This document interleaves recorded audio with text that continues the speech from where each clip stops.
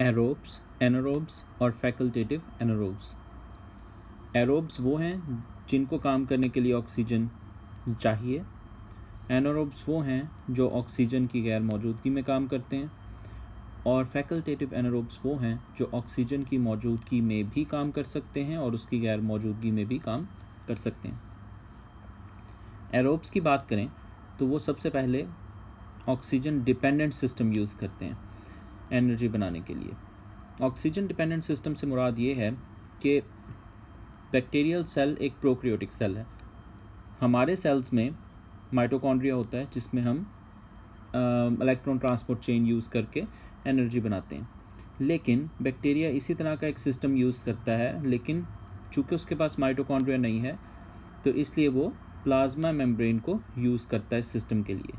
Plasma membrane में मुख्तलिफ complexes मौजूद हैं और यहाँ से जब ग्लाइकोलिसिस के नतीजा में NADH आता है और ये NADH जब यहाँ से गुज़रता है तो अपने इलेक्ट्रॉन्स यहाँ पर पास ऑन कर देता है और जबकि हाइड्रोजन यहाँ पर पास कर देता है।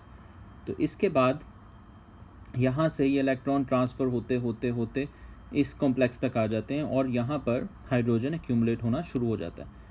अब चूँकि यहाँ पर एंड पे हमारे पास यहाँ पर इलेक्ट्रॉन एक्सेप्टर है जो कि ऑक्सीजन है। ऑक्सीजन होगी तो ये इलेक्ट्रॉन्स एक्सेप्ट होंगे, ये इलेक्ट्रॉन इसके साथ मिलेंगे और ये बनेगा H2O, यानी इलेक्ट्रॉन आएंगे जिन पे नेगेटिव चार्ज है तो पॉजिटिव चार्ज के लिए हाइड्रोजन आएगा।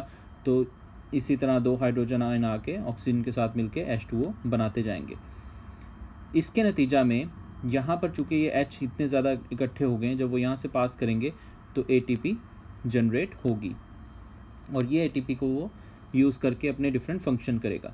तो ये एक बेसिक ओवरव्यू था इलेक्ट्रॉन ट्रांसपोर्ट चेन का बैक्टीरिया में, लेकिन इसमें इम्पॉर्टेंट चीज़ ये है कि ये बैक्टीरिया जो है वो प्लाज्मा मेम्ब्रेन को यूज़ करता है क्योंकि उसमें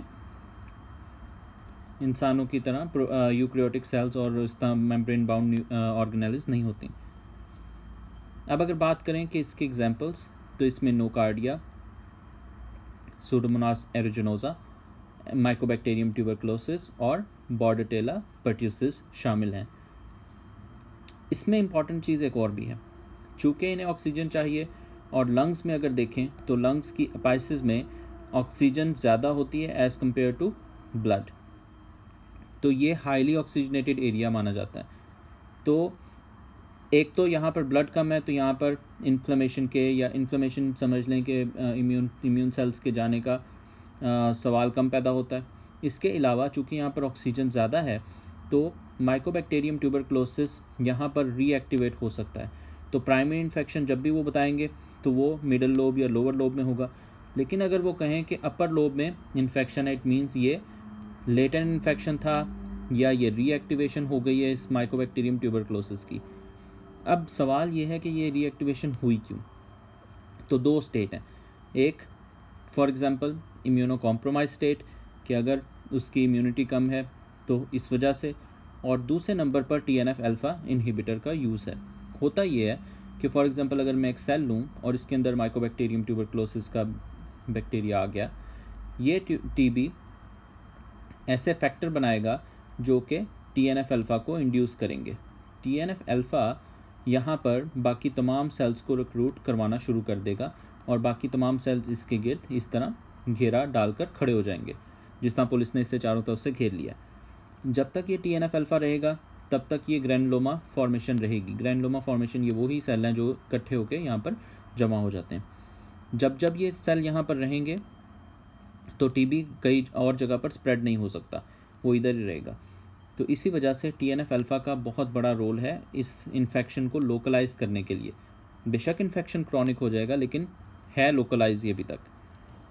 अब हमने किसी वजह से इसे TNF अल्फ़ा इनहिबिटर दे दिया, अब TNF अल्फ़ा नहीं है तो TB के पास ये तमाम के तमाम जो हमारे पास सेल थे, ये तमाम के तमाम सेल्स ख़त्म हो जाएंगे।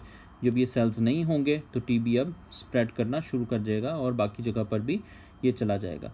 तो इसलिए वो कह रहा है रीएक्टिवेशन दो तरीके से, एक इम्यूनो कॉम्प्रोमाइज़ और TNF अल्फ़ा इनहिबिटर के यूज़ की वजह से। और ये हमें नज़र आएगी अपाइसिस ऑफ द लंग पे कि अगर यहाँ पर अपाइसिस में अगर इन्फेक्शन है, इट मीन्स कि ये रीएक्टिवेशन इन्फेक्शन है। अब बात कर लेते हैं एनारोब्स की। Just give me 1 second, let me remove all that. Okay, तो अब हम जाते हैं एनारोब्स की बात करने। एनारोब्स में just hold on 1 second. Okay, तो एनारोब्स में जो हमारे पास एग्जांपल्स हैं उसमें हमारे पास क्लॉस्ट्रीडियम, बैक्टीरियोइडिस, फ्यूजोबैक्टीरियम, एक्टिनोमाइसिस इसराइली, ये 4 एग्जांपल्स उसने दी हुई हैं। अब इसे समझने के लिए एक और चीज़ भी समझना ज़रूरी है कि ये इसमें होता क्या है। असल में हमारे पास एक और प्रॉब्लम यहाँ पर हमें फेस करनी पड़ी है, जो कि कैटलेज और सुपर ऑक्साइड डिसम्यूटेज की है।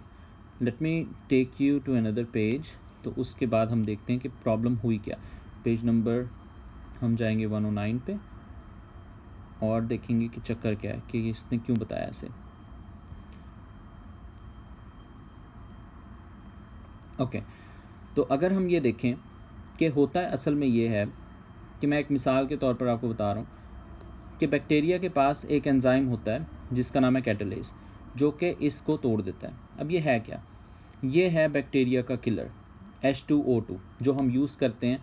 बैक्टीरिया जब कोई भी सेल बैक्टीरिया को खाता है तो फेगोलाइसोसोम कैसे बनता है और बैक्टीरिया की सेल की डेथ कैसे होती है। असल में होता ये है कि ऑक्सीजन हम लेते हैं, उसके बाद उसकी हाइड्रोजन पर ऑक्साइड बनाते हैं और उसके बाद उसके काफ़ी प्रोसेस से गुजर के HOCl बनाते हैं और HOCl बैक्टीरिया की लाइसिस कर देता है। अब बैक्टीरिया के पास इसका तोड़ मौजूद है जिसका नाम है कैटलेज। कैटलेज इस H2O2 को तोड़ देता है। प्लस अगर हम ये H2O2 से अगर हम बना के वैसे ही दे दें बाहर से, तब भी बैक्टीरिया मर जाएगा। तो इन केस ये सारा स्टेप में सबसे पहली चीज़ जो इम्पॉर्टेंट है वो क्या है? ऑक्सीजन। ऑक्सीजन होगी तो ये सारा प्रोसेस होगा। अब हम वापस जाते हैं उस पेज पे और देखते हैं कि हमें प्रॉब्लम कहाँ पर है। Let me go back to 127।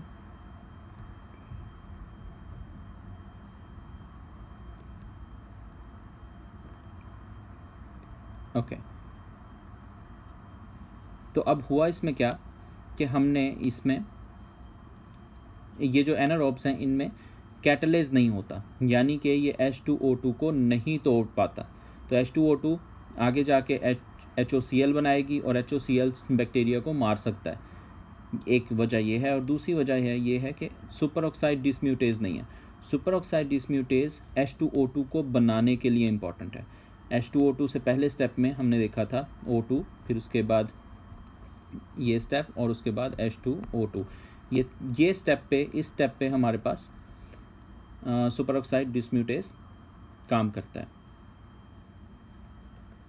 अब बात करेंगे कि अगर ये ना हो तो हम इस बैक्टीरिया के लिए बहुत ख़तरनाक है, क्योंकि वो मर जाएंगे, क्योंकि अब उसे HOCl या H2O2 मार देगी। ऑक्सीडेटिव डैमेज की वजह से ये मर जाएंगे। दूसरा इसका पॉइंट ये है कि एनारोब्स जो हैं वो फाउल स्मेल करते हैं। जहाँ पर भी होंगे वो एक गंदी सी बदबूदार सी स्मेल पैदा करेंगे। वो क्यों करते हैं? क्योंकि ये शॉर्ट चेन फैटी एसिड्स बनाते हैं और शॉर्ट चेन फैटी एसिड बहुत ही स्मेल वाले होते हैं। तीसरे नंबर पर ये डिफ़िकल्ट टू कल्चर है इनको करना, क्योंकि इनको ऑक्सीजन अगर देंगे तो ऑक्सीजन H2O2 में कन्वर्ट होगी और H2O2 इनके लिए ख़तरनाक है, इन्हें मार देगी। तो ये पसंद करते हैं ऐसी जगहों पर रहना जहाँ पे ऑक्सीजन ना हो, जहाँ पे ऑक्सीडेटिव डैमेज ना हो। चौथे नंबर पे एक और बात ये है कि ये गैस बनाते हैं, और गैस कहाँ पर बनाते हैं? टिश्यू में, जहाँ पर ये रहते हैं। तो CO2 कार्बन डाइऑक्साइड और हाइड्रोजन गैस ये वहाँ पर बनाते हैं। एक इम्पॉर्टेंट चीज़ इसमें ये है कि ये जहाँ पर ये गट का नॉर्मल फ्लोरा है, यानी कि GIT में ये नॉर्मली रहते हैं, लेकिन अगर वहाँ से निकल के कहीं और आ जाएं, फॉर एग्जांपल नेज़ल ट्रैक में आ जाएं, लंग्स में आ जाएं, कहीं और आ जाएं, तो ये टिपिकली इन्फेक्शन कॉज कर देते हैं, यानी पैथोजेनिक हैं।